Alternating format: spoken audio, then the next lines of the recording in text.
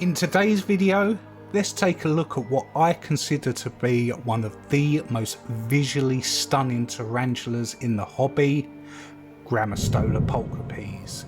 Let's do it.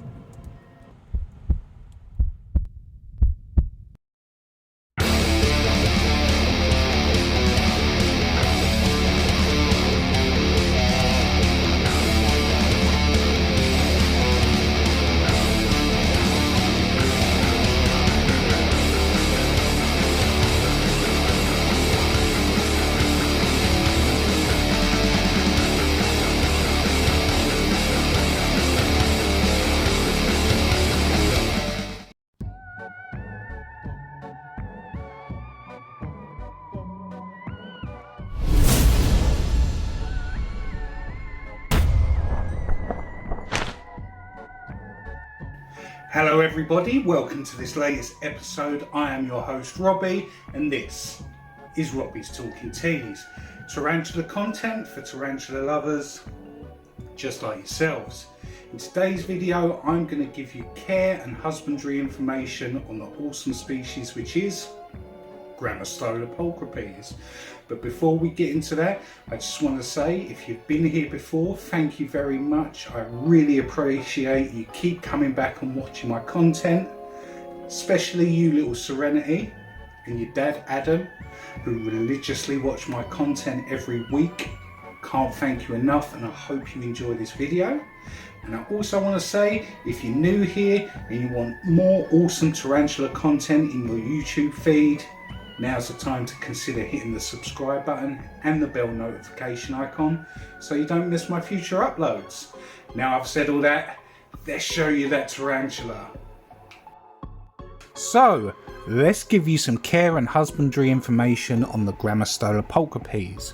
Now Grammostola pulchripes, or commonly known as the chaco golden knee tarantula, is a New World terrestrial species endemic to Paraguay and Argentina.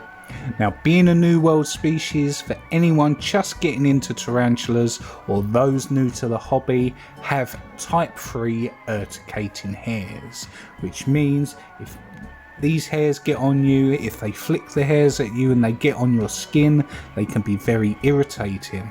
You don't want to get them in your eyes or in your mouth, so if you do find that you are sensitive to urticating hairs, make sure to wear long sleeves and gloves whenever you're working with this type of tarantula, whether it's for maintenance or taking out a molt or filling up the water dish and even feeding. Just be aware of that. Now, growth rate wise, these are medium to slow. Now, I found between the 1 centimeter and the 2-inch mark, these guys can take a year and a half, maybe 2 years to put on that amount of size. So if you do pick one up that's a centimeter, be aware that it's going to take a long time before it really does put on size. But after that magical 2-inch mark, with each molt that goes by, they do grow considerably. I found it amazing when I picked mine up about 2.5 to 3 years ago, that once I noticed the size being put on it, before I knew it I had a 4-inch male sitting in the enclosure, and it is absolutely gorgeous as you can see from this footage. Now, life expectancy. Males of Grammostola pulchripes have been known to live for about 6 to 7 years, which is a considerable long time for spiders. When you think about brachypelmas or Poecilotheria, they do have relatively short lifespans, so 6 to 7 years, if you get a male, really isn't that bad. Whereas females, on the other hand, much like brachypelma, can live 20 to 25 years. Now that's a long time for a spider, and one of the bonuses for having one in your collection, you're going to have it for a long time. Experience level for these guys, I highly recommend as a beginner tarantula, because their temperament, they are really calm and docile. Mine have hardly ever flicked hairs. I've never had a fret posture, but also take into consideration that there are exceptions to the rule, and I have read online and spoke to other keepers who have ones that are absolute psychos, so take it with a pinch of salt that they are all calm and docile, even though the majority tend to be. So that's why I definitely recommend it for a beginner. Now, enclosure wise, let's talk about how we should be keeping this species. Now, even though as adults they do like it on the drier side, between 1 centimetre and 2 centimetres, I highly advise that if you're keeping them in dram vials or specially made little enclosures like I've got, that you do give them deep moist substrate. These guys do like to dig and bulldoze around in the enclosure, so it's great to give them that moisture they need as well as a lot of substrate in order to dig. Now once they put on the adult size, once they get to about 3 or 4 inches in size, I move mine into 30 by 30 by 30 exoterras. I give them the standard setup, nice deep substrate, cork bark hide and a water dish. So let's talk about temperature and humidity, shall we? This species likes it dry, so there's no need to mist the enclosure every couple of days. I wouldn't bother doing that. What I like to do is just provide a water dish and they do just fine. Temperature wise, I keep my tarantula room at 24 degrees Celsius during the day, and it drops down to between 18 and 20 at night, and these guys do just fine. There's no need to stress and try and give them higher temperatures and really fuss about it, because room temperature is perfect, so don't worry about that. So let's talk about feeding schedule. As with every other tarantula in my collection, as slings and juveniles, I like to feed them every other day and make sure that water dish is topped up.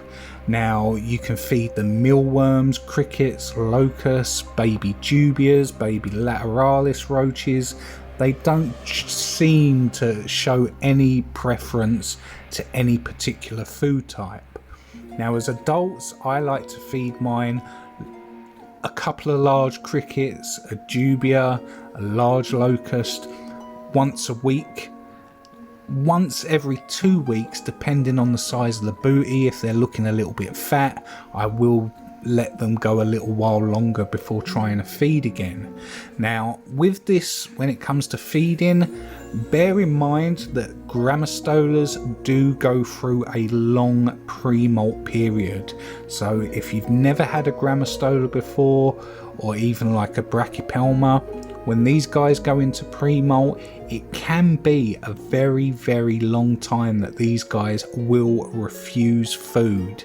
Now normally what they tend to do is go into their burrow, block it off, and you won't see them for months on end.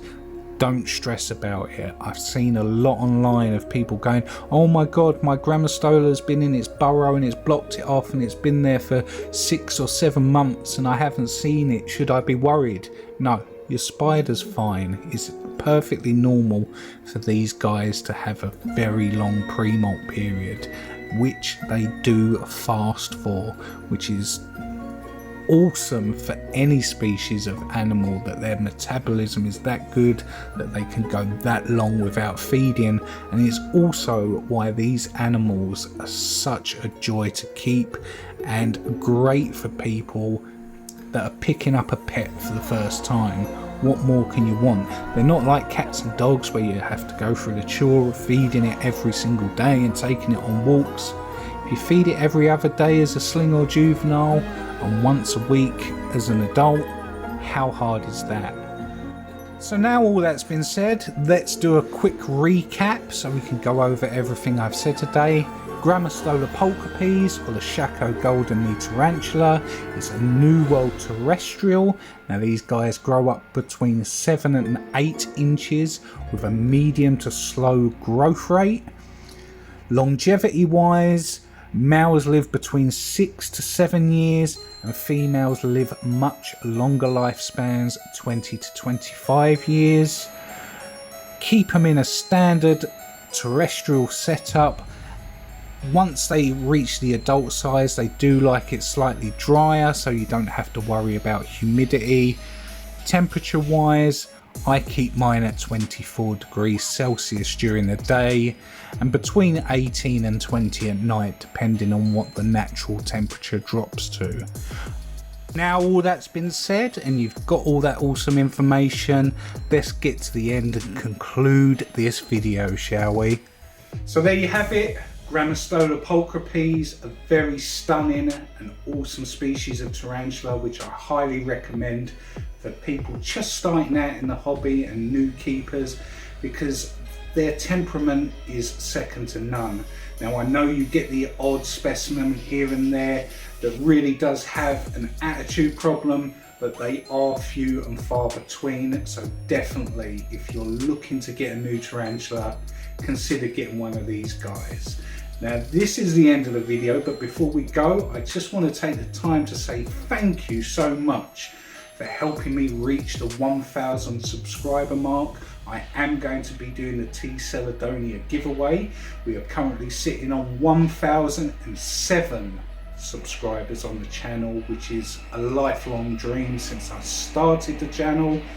So I am going to do the T. Celadonia giveaway.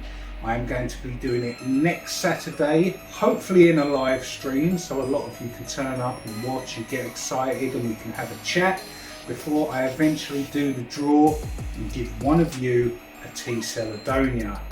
Now all that's been said, I'm excited to do the draw. I'll see you in that live stream. Take care.